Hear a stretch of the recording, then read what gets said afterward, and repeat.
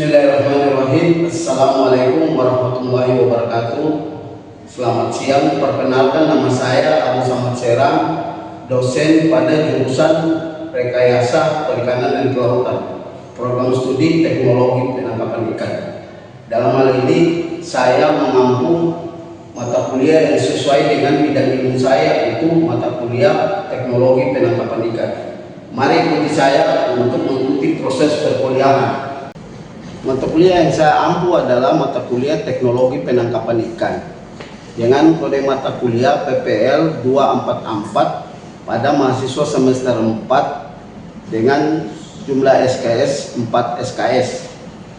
Adapun capaian pembelajaran mata kuliah adalah mahasiswa mampu membuat alat tangkap ramah lingkungan berdasarkan arah kebijakan perikanan terukur alat tangkap secara nasional, dengan bahan materi pembelajaran terdiri dari 1.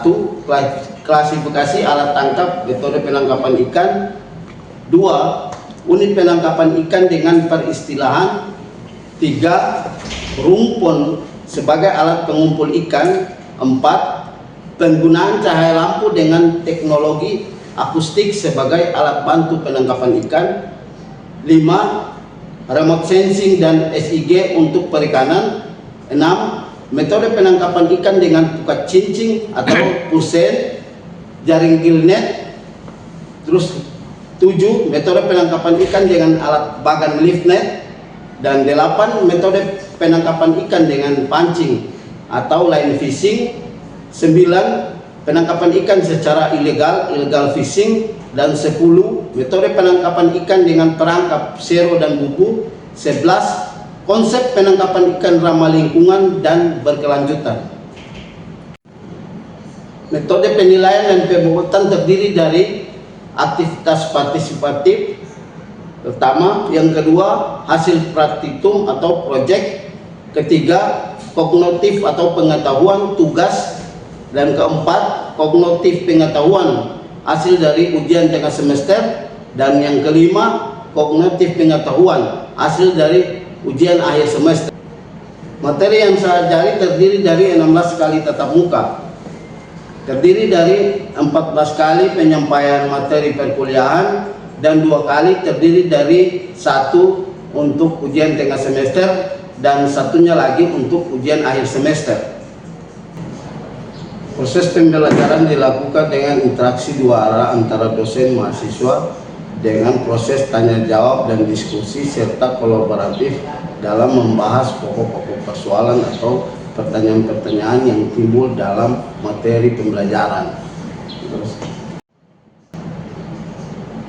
Metode pembelajaran dilakukan dengan sistem 2 arah, yaitu melibatkan mahasiswa dan dosen.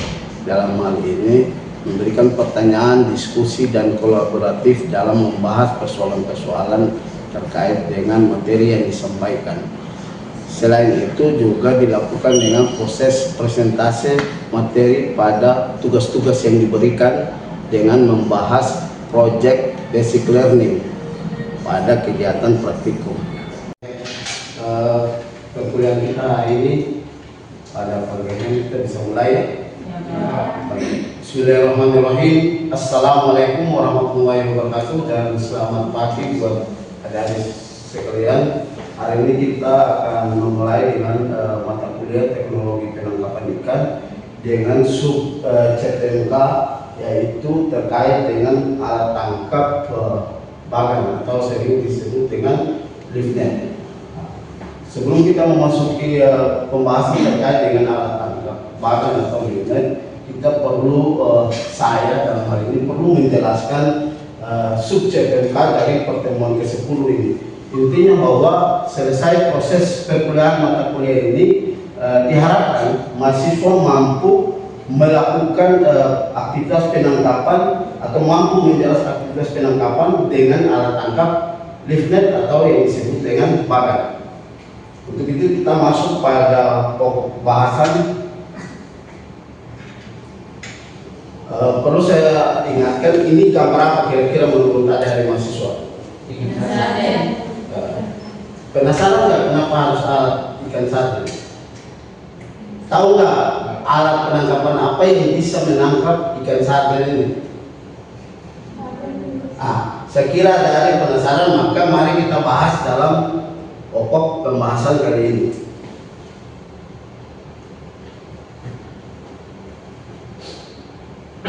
Jangan lupa beli ikan sarden. Kita perlu diketahui bahwa ikan sarden merupakan ikan jenis ikan pelagis kecil yang sering ditangkap oleh nelayan dengan menggunakan alat tangkap lift net atau bagan. Lift net atau bagan itu terdiri dari beberapa jenis. Ada bagan perahu dan bagan atau disebut bagan apung, dan ada juga bagan tancap. Mari saya perkenalkan beberapa jenis bagan tersebut satu demi satu. Pertama, jaring angkat atau lift net. Jaring angkat atau lift net yang sering disebut bagan adalah alat tangkap yang berbentuk jaring persegi 4. Jadi dia berbentuk jaring persegi 4. Ada yang tadi terbuat dari bagan perahu atau bagan apung, ada yang bagan tancap.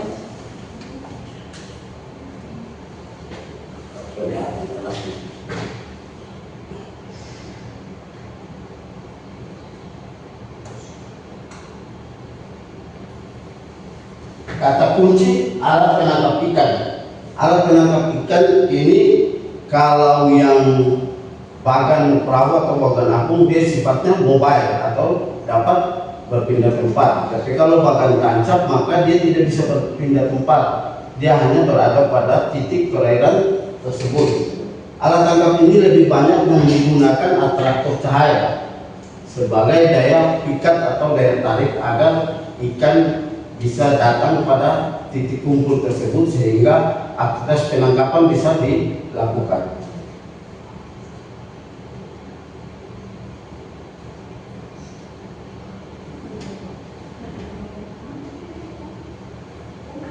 Ya, ini adalah konstruksi dari bagan tancap. Mari saya perkenalkan satu persatu konstruksi dari bagan tancap. Pertama, ini apa kira-kira? Ya, ini adalah rumah bagan itu sendiri. Fungsi dari rumah bagan adalah tempat untuk beristirahatnya para nelayan sebelum melakukan aktivitas penangkapan atau setelah selesai melakukan aktivitas penangkapan selama masa tunggu. Jadi selama masa tunggu lampu dinyalakan itu biasanya para nelayan beristirahat di rumah tunggu atau rumah istirahat. Yang berikut ini apa? Ini adalah pelataran bagan. Ini adalah pelataran bagan, bagian daripada konstruksi bagan itu sendiri. Terus yang selanjutnya ini adalah tiang pancang. Jadi bagan tancap pastinya memiliki tiang pancang untuk sebagai tiang untuk mempertahankan kerangka daripada bagan tancap itu sendiri, karena dia sifatnya berada pada dasar perairan sehingga biasanya menggunakan tiang pancang sebagai penahan daripada konstruksi bagan itu sendiri. Yang berikut adalah jaring bagan. Jaring bagan, ada yang tahu ini kira-kira fungsinya untuk apa jaring bagan? Ya, jaring bagan kita ketahui bahwa berfungsi untuk melakukan penarikan ikan ketika ikan sudah terkurung pada titik di bawah perairan yang ada di bagan jaring tersebut.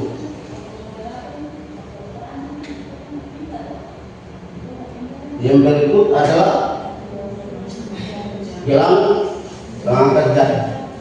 Ya, gelang pengangkat jaring ini berfungsi untuk menahan agar jaring tersebut tidak terlepas dari kerangkanya sehingga dia tidak bergeser. Ketika dia angkat dari samping kiri, kanan, dan depan atau belakang, itu semua dia seimbang sehingga jaring tidak bertumpuk pada satu titik, dia tetap terbuka.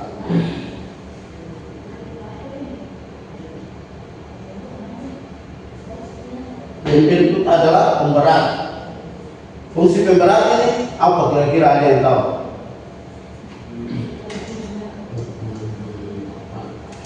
Wah, ya, salah satu fungsi pemberat ada, artinya agar menahan arus sehingga jaring tidak terbawa oleh arus, sehingga jaring tetap kokoh, stabil, lurus sesuai dengan konstruksi bagan tersebut.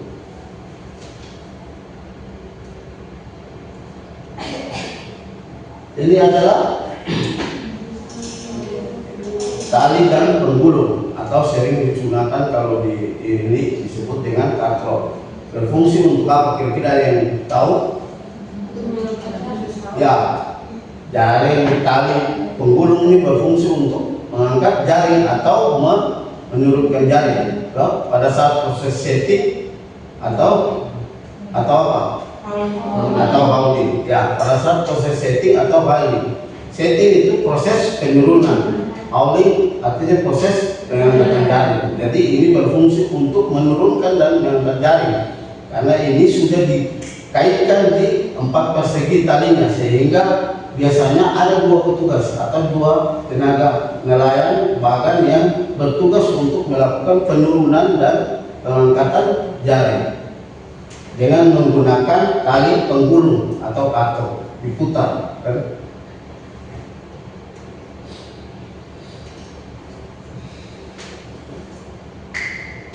Ini tadi kita masuk pada bagan kaca, sekarang kita masuk pada bagan blong. Ini bagan blong yang konstruksinya sebenarnya sama, hanya yang membedakan dia menggunakan blong plastik, kan? Sehingga dia bisa terapung.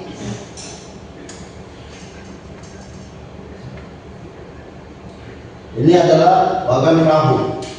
Ini terbuat dari perahu. Jadi ada 2 perahu, ada juga yang satu perahu. Ada 2 perahu kiri dan kanan, sehingga bisa sebagai penyeimbang, sehingga kerangka daripada bagan itu tetap terapung di permukaan. Ini adalah bagan satu perahu, menggunakan satu perahu, sehingga konstruksi bagan tetap terapung di permukaan.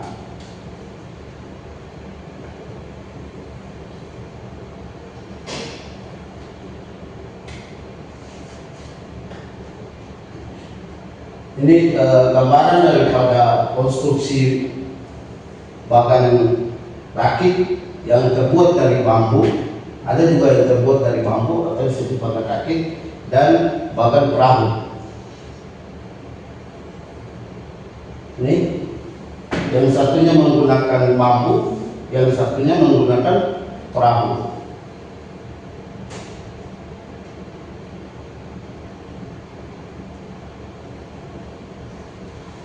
Kita ketahui bahwa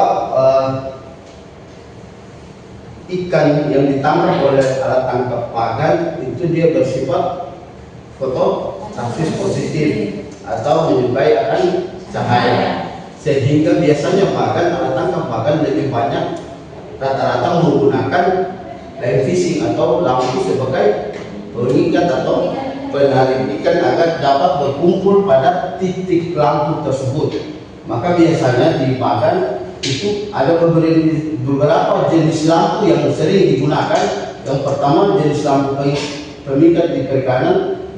Kalau biasanya ada yang masih menggunakan lampu petromax, tapi dengan perkembangan teknologi atau perkembangan yang saat ini, maka ada yang sudah menggunakan lampu merkuri. Dan berikutnya ada lagi lampu fluorescent. Fungsi dari lampu merkuri ini untuk apa kira-kira? Ada yang tahu? Ada yang tahu? Kan di bagan itu ada 2 lampu, jenis lampu biasanya. Ada lampu merkuri. Fungsi lampu merkuri untuk dapat menarik ikan yang berada beberapa mil jauhnya areal ini agar dapat berkumpul pada titik lampu atau cahaya bagan tersebut.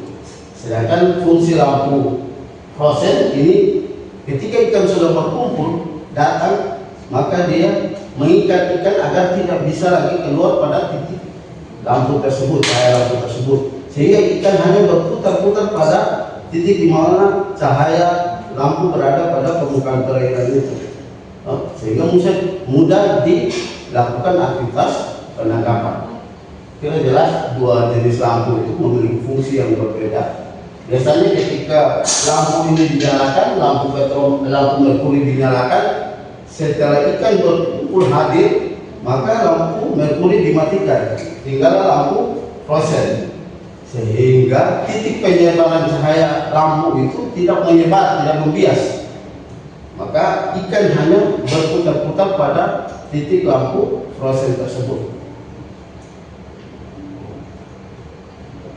Inilah coba. Ada juga jenis lampu yang sering digunakan oleh nelayan bagan, yaitu lampu lacuba atau sering disebut lampu celup bawah air. Ini beberapa jenis warna tergantung biasanya nelayan menggunakan, ada yang warna hijau, ada yang kuning, atau ada yang putih. Ini lampu merkuri tadi.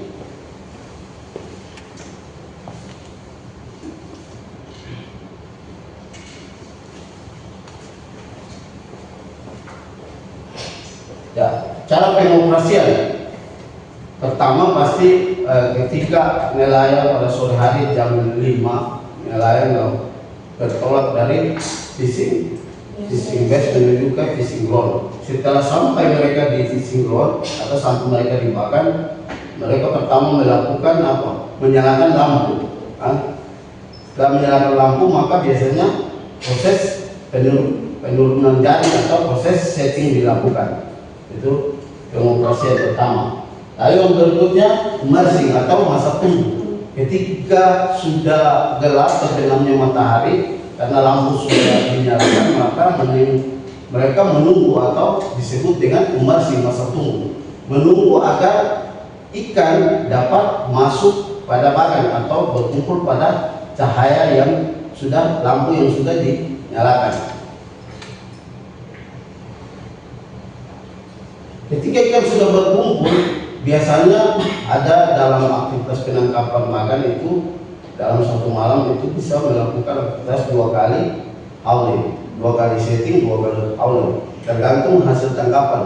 Kalau ikan memang banyak, maka biasanya 2 kali setting dan 2 kali hauling. Maka ketika ikan sudah berkumpul dan dirasa itu cukup, sudah bisa diangkat atau sudah bisa dilakukan penangkapan, maka akan dilakukan proses hauling atau proses penarikan jaring.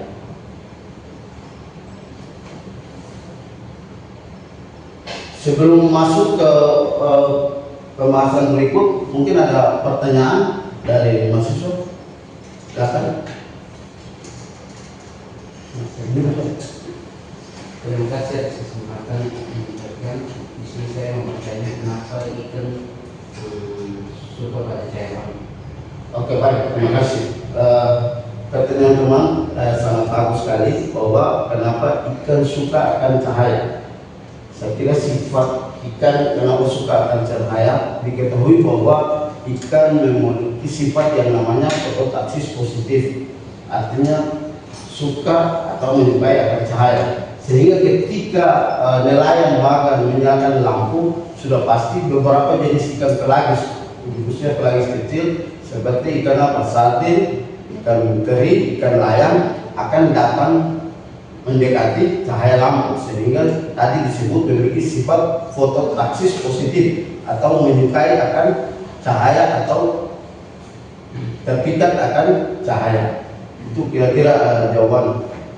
Mungkin ada lagi yang bisa mau bertanya? Silakan. Terima kasih kesempatan diberikan. Di sini saya bertanya, Pak, kenapa hasil tangkapan ikan pada bulan gelap itu lebih banyak dibanding hasil tangkapan pada bulan terang? Baik, bagus sekali pertanyaannya. Saya kira pertanyaannya kenapa hasil tangkapan pada saat bulan gelap hasilnya lebih banyak ketimbang di bulan terang. Saya kira tadi memiliki hubungan yang sama, karena tadi ikan memiliki fototaksis positif, sifat fototaksis positif, sehingga kenapa di bulan gelap hasil tangkapannya banyak, karena di bulan gelap pasti nelayan menggunakan lampu sebagai pemikat atau penarik ikan. Sedangkan di bulan terang itu penetrasi cahaya matahari, cahaya bulan itu pasti akan menerangi semua permukaan perairan, kan? Dia tidak berada pada satu titik. penetrasi cahaya bulan itu kan pasti semua permukaan itu akan terang, sehingga ikan tidak bisa berkumpul pada satu titik. Maka nelayan sulit melakukan penangkapan dengan mendapatkan hasil yang banyak atau dominan dibandingkan dengan di bulan gelap. Ketika bulan gelap nelayan yang cukup menyalakan lampu, maka ikan akan berkumpul pada titik lampu tersebut. Saya kira itu ya. Oke, karena tidak ada pertanyaan lagi, selanjutnya ini adalah gona-gona atau kurungan. Gona-gona atau kurungan ini biasanya digunakan oleh nelayan bagan khususnya untuk menyimpan hasil tangkapan. Ketika ikan sudah dilakukan proses hauling atau pengangkatan, maka biasanya kalau dilakukan untuk 2 kali, ikan hasil tangkapan pertama kurang lebih biasanya nelayan melakukan ini pada jam 12, biasanya dipindahkan ke gona-gona atau kurungan. Fungsi dari gona-gona atau kurungan ini ada yang tahu nggak? Ya, fungsi dari gona-gona atau kurungan ini berfungsi untuk mempertahankan tingkat kualitas ikan agar ikan tetap terawat. Maka biasanya hasil tangkapan yang pertama dipindahkan ke situ sehingga ikan dia tetap terawat sampai nantinya dibawa ke darat dan dikirim ke pasar sehingga ikan tetap segar.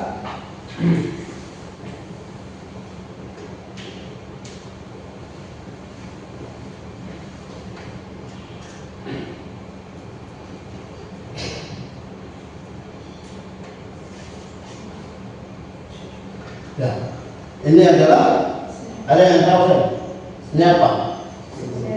Jaring salmon atau selo, berfungsi untuk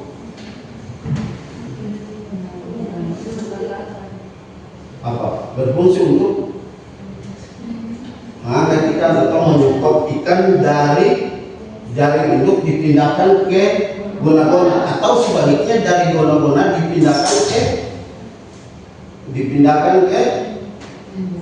dipindahkan ke kapal penangkapan di dalam speed atau perahu sebagai alat transportasi untuk memindahkan hasil tangkapan dari bagan menuju ke sisi beks atau menuju ke daratan.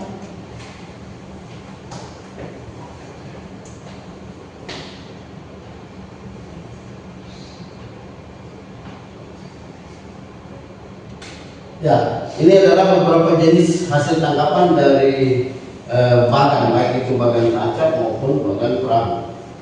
Kita ketahui bahwa bagan ini seringkali lebih banyak menangkap ikan pelagis kecil.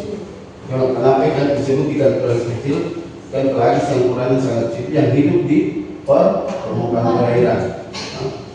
Salah satunya adalah ikan teri atau dengan nama latin Stelaphorus commercialis. Terus ada juga yang disebut dengan cumi-cumi atau dengan nama latinnya Lorigio spe. Ada juga yang tadi pada gambar itu adalah ikan tembang atau Sardinella febrianta. Ikan tembang ini yang tadi di gambar yang sering dibuat untuk pengalian ikan, yang dijual di toko atau di supermarket. Sehingga tadi ikan kaleng Anda sudah tahu bahwa ternyata ikan kaleng itu adalah hasil tangkapan nelayan yang menggunakan alat tangkap bagan salah satunya.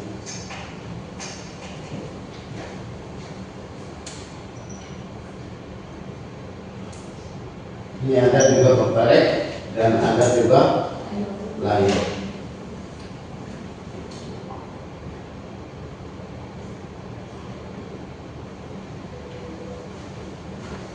Setelah hasil tangkapan dipindahkan ke gona-gona lalu dipindahkan lagi ke kapal pengangkut untuk diangkut ke darat, sebelumnya perlu dilakukan proses penanganan hasil tangkapan.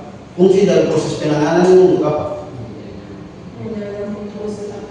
Ya, menjaga mutu hasil tangkapan sehingga biasanya dipisahkan per jenis dan ukuran.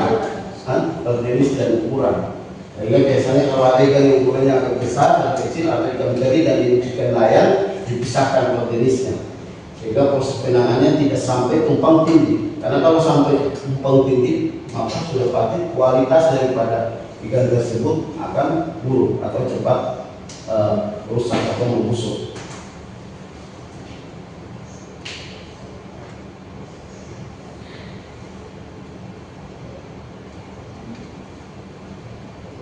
Setelah proses penyortiran, dilakukan proses penyortiran antara jenis dan ukuran, maka dipisahkan ke dalam keranjang atau ember.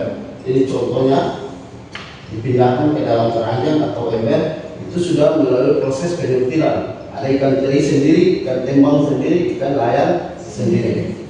Jadi tidak lagi bercampur.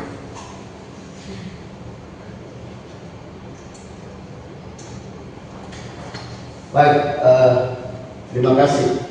Saya kira hari ini pertemuan kita terkait dengan alat tangkap bagan atau sering disebut dengan net.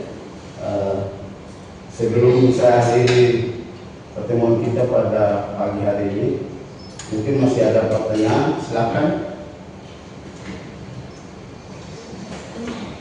Kalau tidak ada lagi pertanyaan, maka saya akhiri dengan pertemuan kita pagi ini dengan mengucapkan terima kasih. Billahi taufiq wal hidayah. Wassalamualaikum warahmatullahi wabarakatuh dan selamat pagi, selamat beristirahat.